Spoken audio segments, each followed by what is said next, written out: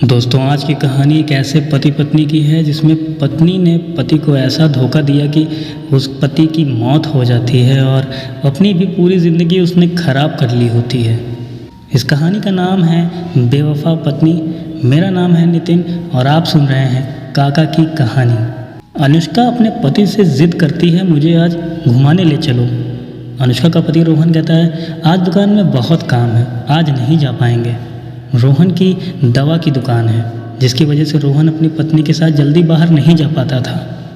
रोहन के ऊपर घर की पूरी जिम्मेदारी है। रोहन अपनी माँ को घर का खर्चा देता है जिससे अनुष्का को बुरा ही लगता है। रोहन की पत्नी अनुष्का लड़ाई करती है, मुझे भी पैसे दो, सिर्फ अपनी माँ को ही देते हैं आप। रोहन ने अनुष्का को खुश करने के लिए एक आइडिया सोचा, वो खुद ना जाकर पैसे देकर अनुष्का को खुश कर सके। रोहन की दुकान में सूरज नाम का एक लड़का काम करता था। रोहन सूरज को बहुत मानता था, इसलिए रोहन ने अपनी बाइक की चाबी सूरज को दे दी। सूरज से कहा, जाओ तुम्हारी भाभी का कॉल आया है, उसके साथ थोड़ा काम से चले जाओ। सूरज अनुष्का के घर जाता है। अनुष्का सूरज के साथ बाहर काम से जाती है।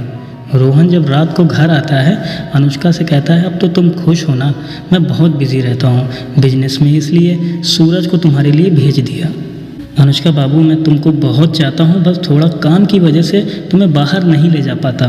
सूरज एक भरोसेमंद इंसान है, इसलिए मैंने सूरज से कह दिया तुम्हारी भाभी अनुष्का को जब ज़रूरत हो बाइक ले जाया करो। रोहन अनुष्का को बहुत प्यार करता था, पर अनुष्का रोहन से बहुत लड़ाई करती थी। रोहन थके आ रहे अपनी दुकान से आकर अपना काम करना चाहता था। अनुष्का रोहन से प्यार से बात ही नहीं करती थी और बहुत लड़ाई करती थी। अनुष्का को सूरज के साथ एक अलग ही सुकून मिलता था। रोहन अगर अनुष्का को कहता, आज मैं तुमको घुमाने ले चलूँगा, अनुष्का बहाना बना देती, आज मेरा सिर दर्द हो रहा है, फिर कभी चलते हैं। धीरे धीरे अनुष्का और सूरज का प्रेम परवान चढ़ने लगा। अनुष्का और सूरज अब दूर दूर जाते। अब सूरज रोहन से झूठ बोलता काम से जा रहे हैं और वो अनुष्का के साथ जाता। अनुष्का सूरज प्यार में अंधे हो गए थे। अनुष्का भूल गई कि वो अपने ससुराल में रहती है। रोहन जब तक दुकान से नहीं आता सूरज अकेले अनुष्का के कमरे में बैठा रहता। किसी अनजान इंसान का अपनी बहू के इतने करीब जाते देख रोहन की मम्मी को अच्छा नहीं लगता था। एक दिन रोहन की मम्मी रोहन से कहने लगी, बेटा जब तुम नहीं रहते हो सूरज घंटों बहू के पास बैठा रहता है, यह सब ठीक नहीं है कि कोई बाहरी इंसान इतना ज़्यादा घर में रहना। रोहन अपनी मम्मी से कहता है, मम्मी सूरज को मैं बहुत अच्छे से जानता हूँ। सूरज अनुष्का को अपनी बहन जैसे समझता है। मुझे सूरज पर आंख बंद कर भरोसा है, वो मुझे कभी धोखा नहीं दे सकता। अनुष्का और सूरज के प्रेम प्रसंग के बारे में पूरे मोहल्ले को पता था। रोहन पे भरोसे का ऐसा पर्दा चढ़ा था, बस उसे ही कुछ नहीं दिख रहा था सूरज और अनुष्का में क्या चल रहा है। सूरज और अनुष्का एक दूसरे की बाहों में प्यार कर रहे थे। अनुष्का सूरज से कहती है, रोहन आते ही होंगे, तुम जाओ। सूरज ने कहा, अभी नहीं आएगा तुम्हारा पति, थोड़ी और देर प्यार करने दो ना जान। रोहन की एक आदत, वो दरवाजे से ही अनुष्का को प्यार से बाबू करते हुए पुकारते हुए आता था। आज रोहन का सर दर्द हो रहा था जिसकी वजह से वो सीधे अपने रूम में गया। रूम में जाते ही रोहन ने अपनी पत्नी अनुष्का को सूरज की बाहों में देखकर रोहन के पैर तले जमीन खिसक गई। अनुष्का सफाई देने लगी, रोहन आप गलत समझ रहे हैं। रोहन ने कहा, मैंने तुम पर आंख बंद करके भरोसा किया, पर मैंने अपनी माँ की भी बात ना सुनी, इतना भरोसा किया और तुमने मेरा दिल तोड़ दिया।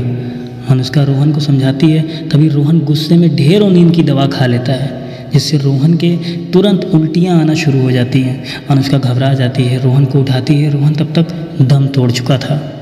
अनुष्का रोहन के खत्म होने के बाद एक्टिंग करने लगती है। अपनी सास को बुलाती है, मम्मी यहाँ आइए, देखिए इन्हें क्या हो गया है, या कुछ बोल नहीं रहे हैं। रोहन की मम्मी अपने बहू के कमरे में जाती है और बेटे को मरा देखकर रोने लगती है। रोहन को कई हॉस्पिटल ट्रीटमेंट के लिए ले जाया जाता है। सभी हॉस्पिटल रोहन को मृत घोषित कर दिया जाता है। रोहन का मृत शरीर घर लाया जाता है। सभी रो रहे थे, पर अनुष्का नहीं रो रही थी, बल्कि घबरा रही थी कहीं उसे जेल ना हो जाए। मोहल्ले के सभी लोग रोहन की मिट्टी में बातें कर रहे थे। इनकी औरत का चक्कर किसी दूसरे से था। घर वाले भी जान रहे थे, पर वो सिर्फ इसलिए चुप थे क्योंकि उनका बेटा चला गया है। अगर अब वो थाना में रिपोर्ट लिखवाते हैं तो घर की बदनामी होगी और दुकान भी सील हो जाएगी। अनुष्का घर वालों के सामने नाटक करती जैसे रोहन के मरने का दुख है। अकेले में खुश होती थी कि मेरी ज़िंदगी का कांटा निकल गया। सूरज घर आता तो रोहन की मम्मी और बहन को बुरा लगता, क्योंकि वो सब जानती है सूरज की वजह से रोहन की जान चली गई है। अनुष्का अपने ससुराल के सभी लोगों से लड़ाई कर लेती कि सूरज मेरे भाई जैसा है, चाहे घर पे किसी को भी बुरा लगे वो आएगा। अनुष्का के ससुराल वाले अपनी बहू के डर की वजह से सूरज को कुछ नहीं कहते थे। सूरज रोज़ अनुष्का के पास आता, दोनों एक दूसरे के साथ पति पत्नी की तरह रहते। अनुष्का सूरज के साथ शादी करने का सोच रही थी। सूरज ने कहा, अनुष्का तुम्हारे बच्चे मेरे बच्चे की तरह हैं, मैं तुमसे शादी करूँगा। शादी की तैयारियाँ चल रही थी, तभी घर पे एक पेपर आता है। अनुष्का उस पेपर को देखकर रोने लगती है और जल्दी से सूरज को कॉल करती है। सूरज, अब हमारी शादी नहीं हो सकती क्योंकि मेरे ससुराल वालों ने एक चाल चली है। सूरज पूछता है, कैसी चाल अनुष्का, बताओ ना, मैंने तो अपनी शादी का कपड़ा तक ले लिया है। अनुष्का कहती है, इस पेपर पर लिखा है अगर मैंने तुम्हारे साथ शादी की तो मेरी सारी प्रॉपर्टी मेरी नहीं रहेगी। अगर मुझे अपने ससुराल की प्रॉपर्टी चाहिए तो मैं किसी से भी शादी नहीं कर सकती। सूरज अनुष्का को समझाता है, रो मत अनुष्का, हम दोनों बिना शादी करके पति पत्नी की तरह रहेंगे। अनुष्का और सूरज सालों पति पत्नी की तरह रहते। मोहल्ले में और रिश्तेदारों में सब ताना देते, देखो इसी लड़के की वजह से इसने अपने पति को मार डाला। पर अनुष्का को लोगों की बातों का कोई फ़र्क नहीं पड़ता। वो आराम से अपनी ज़िंदगी सूरज के साथ जी रही थी। एक दिन सूरज की मम्मी ने कहा, बेटा अब तुम्हारी शादी हो जाना चाहिए। सूरज अपनी मम्मी की यह आवाज़ सुनकर गुस्सा हो जाता है। मम्मी, आज से मुझसे मेरी शादी की बात ना हो, मैं किसी से भी शादी नहीं करूँगा। घर वालों के बहुत ज़ोर डालने पर सूरज मान गया। सूरज का रिश्ता फिक्स हो गया दूसरे शहर की अनजान लड़की के साथ, जिससे सूरज और अनुष्का के बारे में लड़की के घर वालों को पता न चले। अनुष्का को जब सूरज के रिश्ते की खबर आई, अनुष्का सूरज के सीने से लिपट कर रोने लगी। जान, तुम ही बताओ, अपने प्यार को किसी और के नाम कैसे कर दूं? मेरी जान किसी दूसरों के बाहों में कैसे सब्र कर लूं? सूरज अनुष्का को समझाता है, मेरी शादी हो रही है, मतलब मेरा जिस्म किसी और का हो रहा है, पर मेरी रूह हमेशा तुम्हारी रहेगी। मैं अपनी पत्नी से झूठा दिखावे वाला प्यार करूँगा, पर दिल से मैं तुम्हारा हूँ। सूरज से शादी के कुछ दिन पहले अनुष्का बस गुस्सा करती और रोती रहती। सूरज की शादी हो जाती है। सूरज अपनी पत्नी के साथ खुशी खुशी रहने लगता है। सूरज ने एक प्लान किया। सूरज अपनी पत्नी को अनुष्का के घर ले जाता है। कहता है, अनुष्का मेरी सगी बहन की तरह है, तुम अनुष्का को चाहोगी, मैं तुमसे खुश रहूँगा। सूरज की मासूम पत्नी दोनों की चाल नहीं समझ पाती है। अनुष्का की तबीयत जब भी खराब रहती, सूरज की पत्नी अनुष्का घर का सारा काम करती। एक दिन सूरज को एहसास हुआ कि दूसरी औरत दूसरी ही होती है और अपनी पत्नी से प्यार करो, ज़िंदगी सुकून से गुजरती है। सूरज अब अनुष्का के घर कम जाने लगा। अब सूरज अपनी पत्नी को दिल से चाहने लगा। सूरज की पत्नी शादी के 3 साल बाद प्रेग्नेंट हो गई। कहते हैं ना दोस्तों, ऊपर वाले की लाठी बेआवाज़ होती है।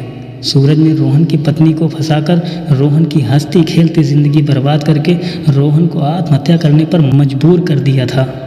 सूरज अपनी पत्नी को प्यार कर रहा था, तभी सूरज के सर में बहुत ही तेज दर्द होता है। सूरज की पत्नी सूरज को कहती है, आप बहुत लापरवाह हो गए हैं, बहुत बार हो चुका है इस तरह से, कल मैं आपको डॉक्टर से ट्रीटमेंट कराने के लिए ले चलूँगी।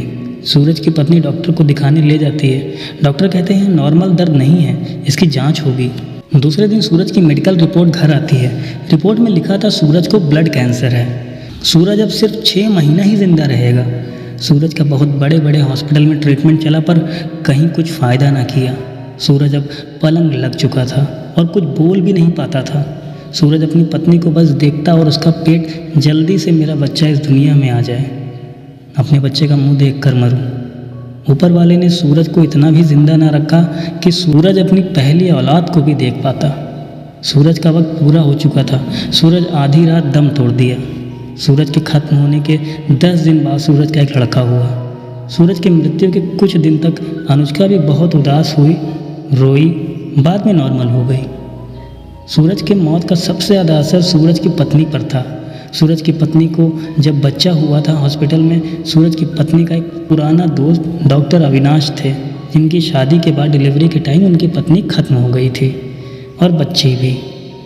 अविनाश ने सूरज की पत्नी को कहा, तुम रो मत, मैं भी तुम्हारे तरह अकेला हूँ, चलो हम दोनों शादी कर लेते हैं। सूरज की पत्नी रिया की शादी डॉक्टर अविनाश के साथ हो गई और दोनों बहुत खुश रहने लगे।